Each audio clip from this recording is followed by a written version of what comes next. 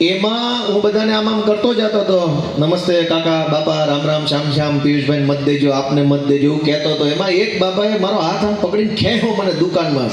હું કંઈક વિચારું કે શું થયું, એ પહેલા ખેંચી લીધો કોણ અંદર દુકાનમાં. અહીંયા કોઈ છોકરી દેવા તૈયાર નથી, તમે કંઈક બધા વાંઢાનું કરાવો એટલે મત બધા તમારા.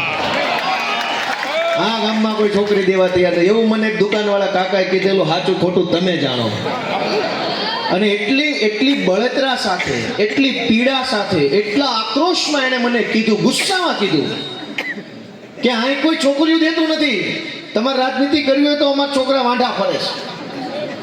વાત દાંત કાઢવાની કરતા તે દુઃખ લગાડવાની વધુ છે. તમે જાણો એ પરિસ્થિતિ કેમ થઈ. 35 વર્ષથી ભાજપને મત આપ્યા, કાં મલકમાં કોઈને દીકરી દેવાનું મન ન થાય, એવું તો હું પાપ થઈ ગયું. જવાબદારી ભાજપની હતી કે અહીંનો વિકાસ કરે, અહીં 4 હારા રોડ બને, 4 હારી કોલેજ બને, 2 હારી જીઆઈડીસી આવે, 4 હારા વેપાર આવે.